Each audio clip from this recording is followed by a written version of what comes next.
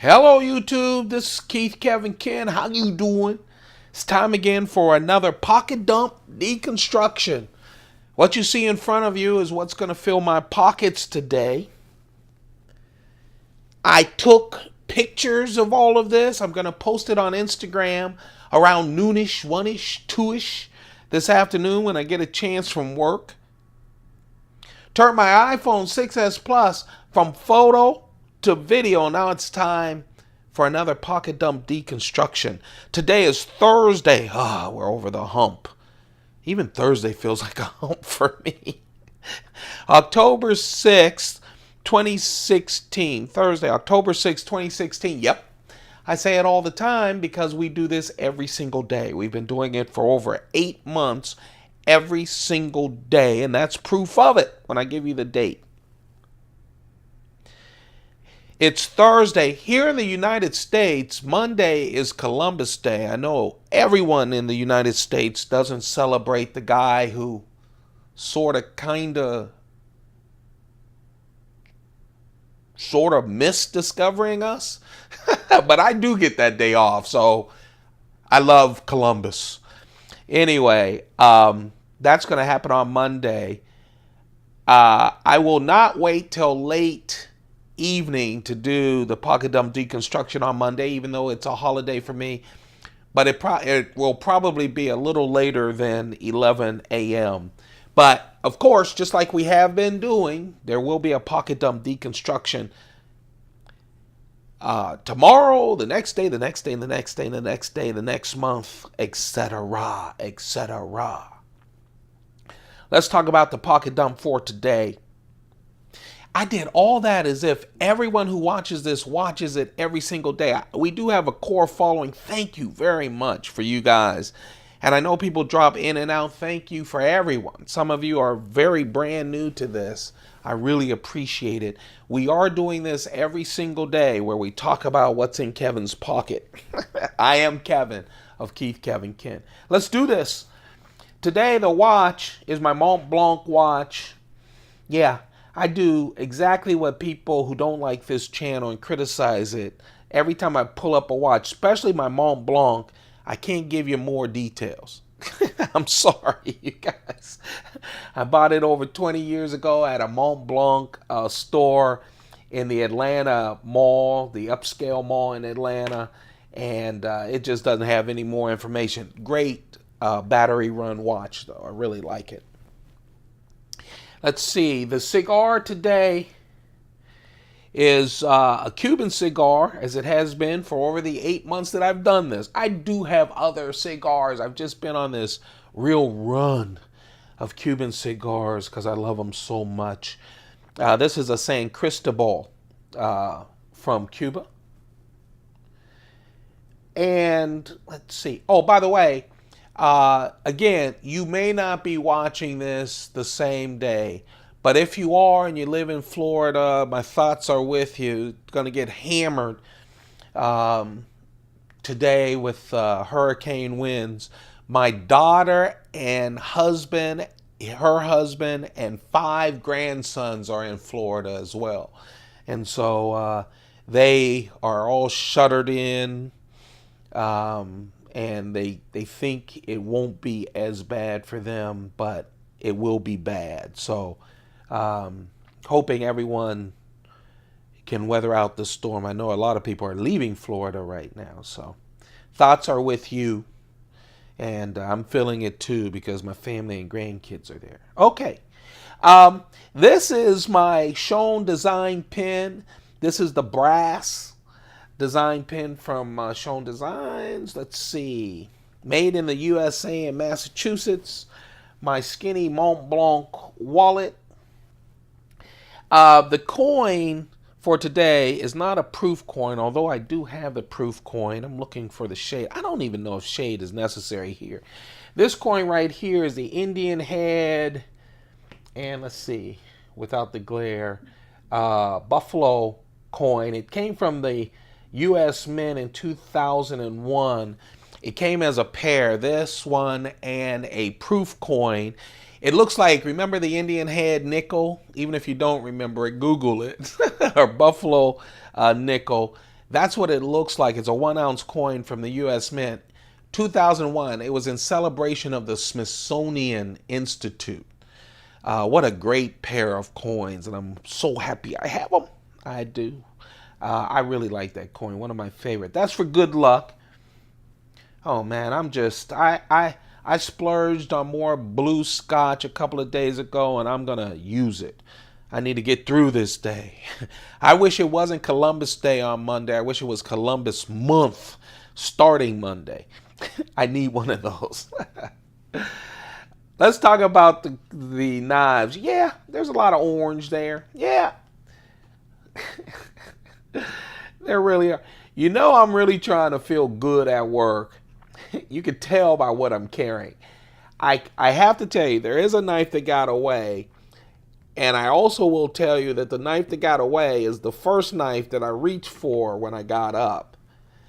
And I was going to build the carry on that knife. And then I was going through the case. It is not a Spyderco. These are Spydercos. And I was going through the case for the second knife that I was about ready to do. And then I went, you know what?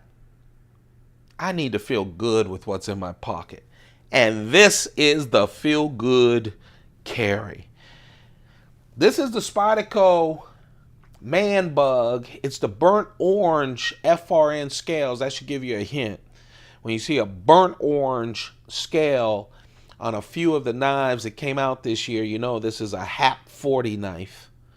And this is a HAP 40 knife. Everything about it is the Manbug. It's just under 2-inch blade. It's that thicker. It came after the Ladybug because all of us males were like, I'm tired of telling everyone I'm carrying a Ladybug. So it's a Manbug. It's thicker.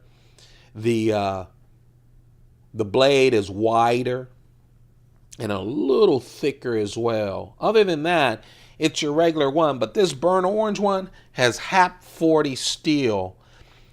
Strong steel, really, really, really keeps an edge. Can you see that right there on the blade? You see like a line?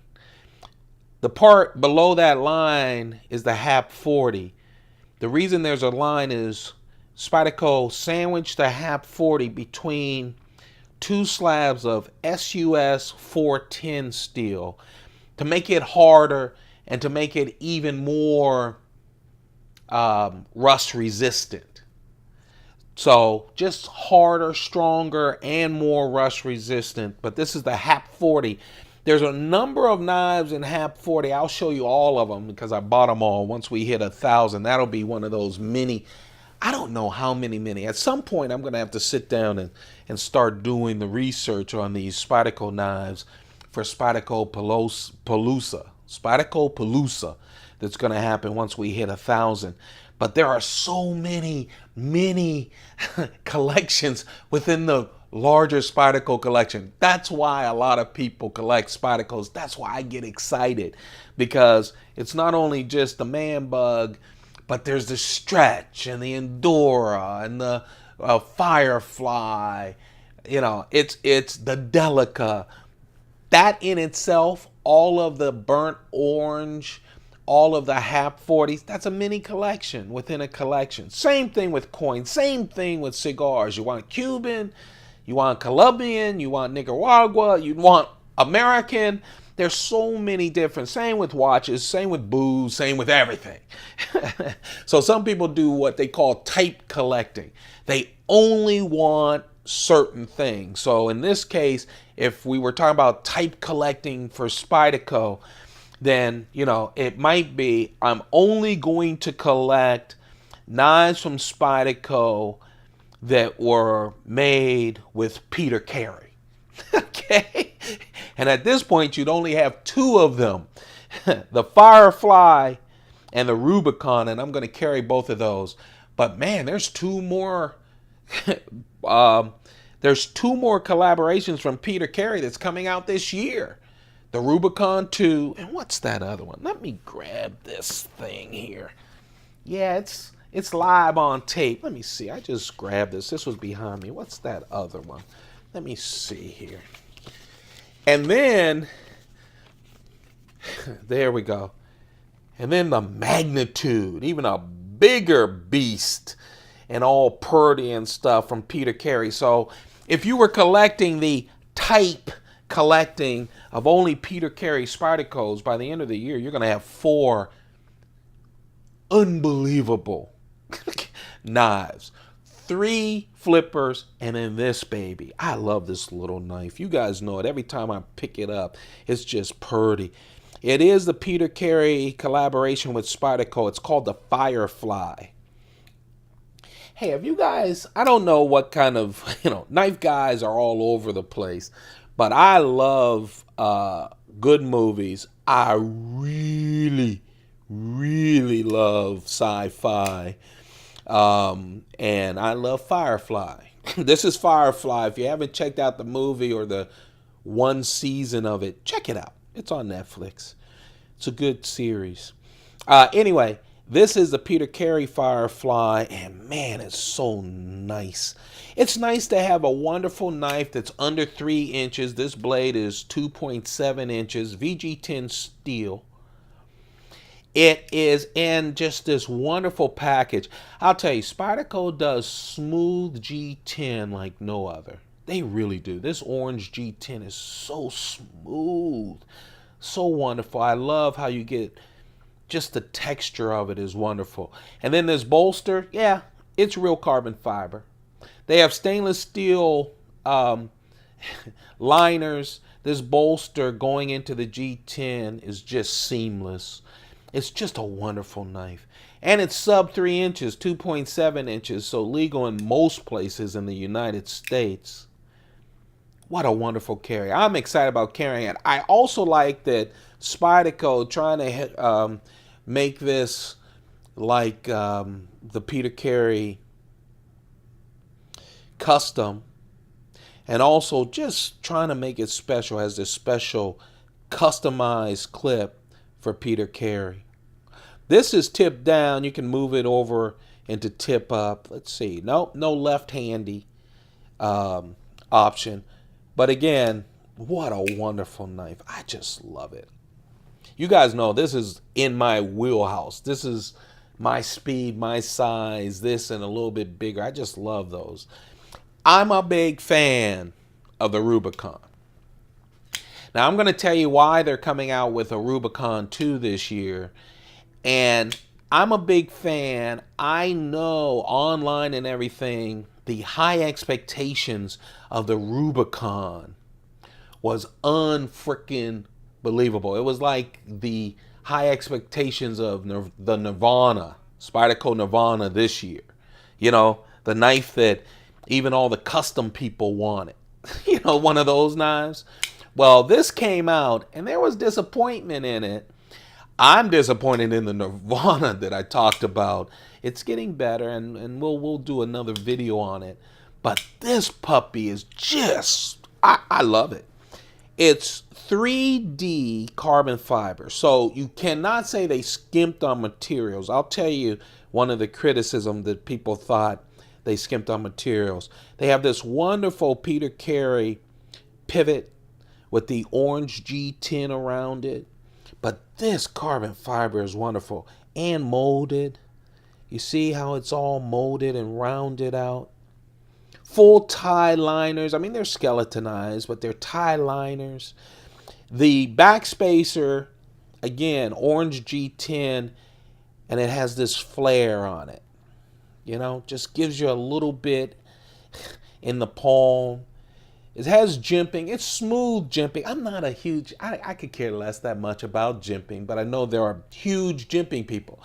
I go crazy over choils, and I know people go, who gives a care, Kevin? Stop it. I'm like that with jimping. But it does have, it's really nice. A little over 3 inches, just a little over 3-inch blade. Look how smooth it is. Is that smooth or what? I mean, I love it. Here's where some people, you know, was it an expensive knife compared to most Spydercos? Yes. And one reason is, remember, they're a production company. This is a production knife. Doing Delicas and Enduras and Manixes and and all of those knives that everyone buys regularly, the paramilitary twos, the militaries, and that's why you see all these variations. They know how to knock those out. You know, they don't have to retool. They just have to change the blade steel or the handle materials. When you're doing these collaborations like this, they have to do special things. That's why a lot of times when they do more extreme knives, they're limited, right? Usually they're sprint runs or whatever. So this was real expensive. They also did big expensive materials. I'm not an apologist for them. I'm just saying this is what Eric Glasser says, and holding mine, I can see that. The steel is where everything, I think, kind of fell apart with people. They used S30V steel. Now, when you're running a business, I know there's give and takes and all of that, and Spyderco did their math.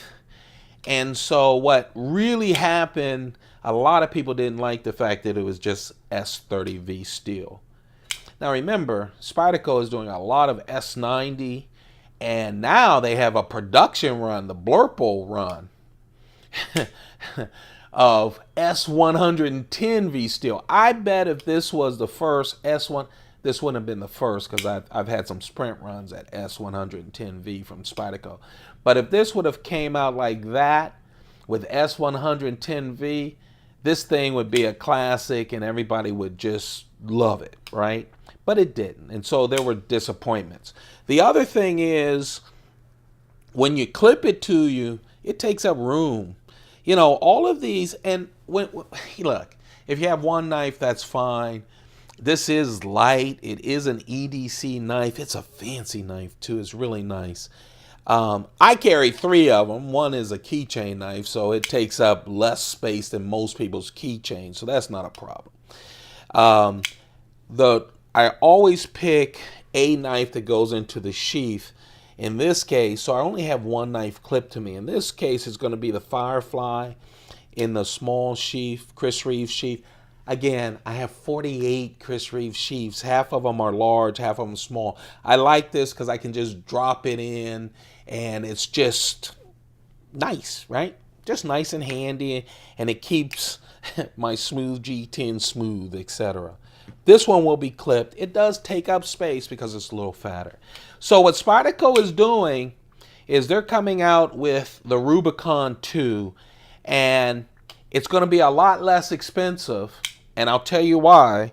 Because instead of this real carbon fiber, it's going to be carbon fiber on top of G10. Okay? Carbon fiber on top of G10. And then people are going to criticize that, right? It will not be 3D. It will not be molded. It's flat sides. That'll help as far as the pocket part of it. It also will be helping as far as the machining of it, right? Some people did not like the flare of the backspacer. So on the Rubicon 2, there will be an orange G10 backspacer, but all of this will be gone. It'll be flat. It'll be flush. Other than that, same blade steel, and a lot less expensive. So you can expect the Rubicon 2 to come out sometime this year. I'm going to buy it because I've committed to buying all the Spyderco folders this year. Oh, man. I still have to get that video, and I've done it. I'm excited about 85% of the knives that I bought, and I'm really excited about it. But there's my carry. Man, my carry. Get it? Yeah. C-A-R-E-Y as in Peter, carry. Okay. So anyway, this is it. This is the pocket dump deconstruction as you see it. When it was all purdy before I took it all apart, and I said I took pictures of it, you can see it posted on my Instagram at Keith Kevin Ken at around 12, 1, or 2 o'clock this afternoon. Also, thumb this up. Go crazy on a thumb up. I love that you guys are doing that. That keeps me going as we continue to do the pocket dump deconstruction. Yeah, we're in our 8th month. We're still moving strong. I don't care what it is. We're going to do this each and every single day. That's the challenge. And that's what's going to happen. So please thumb this up. Let me know. Show your love. Also, hit that subscription button. We're moving forward to that 1,000 subscribers. Once we hit 1,000, we're going to do Spyderco Palooza. It's going to be like going back to school. But we're going to do it. And I'm going to figure out how to do it so it's very entertaining as a very special thank you for hitting that 1,000 mark. That, my friends, is all that talk about Instagram. But you know what? This ain't Instagram. This is the knife I pulled out. This is the knife that started this morning. The reason I always have a knife that got away, I don't care who it is, unless you just have one knife or two and you just alternate, which is cool. If you have certain amount, there is a decision to be made on what gets into your pocket. I was going to go with this. I was going to do even the smaller. I have 3 of these for the small Sebenza 21s and do matchy. And then I came across this and I went, no, I want to be happy today. This what makes me happy, by the way. This knife is also a great knife. But I wanted to do a little bit more color. And I wanted to do the Peter Carey stuff. This right here is a Reeve Sebenza 25. You can tell it's 25 with the 2 forward choils right here. There's a little hump on the blade profile. Always has a little niche right there. This has the 2 thumb studs. What makes this special is first, it has a Devin Thomas ladder Damascus blade on that 3.6-inch blade. Devin Thomas ladder Damascus. Ladder Damascus is one of my favorites. My truly favorite Damascus. I love Spirograph as well that I have on a Reeve knife, but of the more recent ones is basket weave because it's so tight. All that layers of steel are so tight. But this is a wonderful knife. Ladder Damascus. And what I like about it is on top of a shiny, this thing collects the grime from my fingers like crazy. I need it. Shiny titanium, they have laser etched in ladder Damascus. So you have a ladder Damascus on the show side of the handle. You have ladder Damascus blade. And of course, full tie on the work side.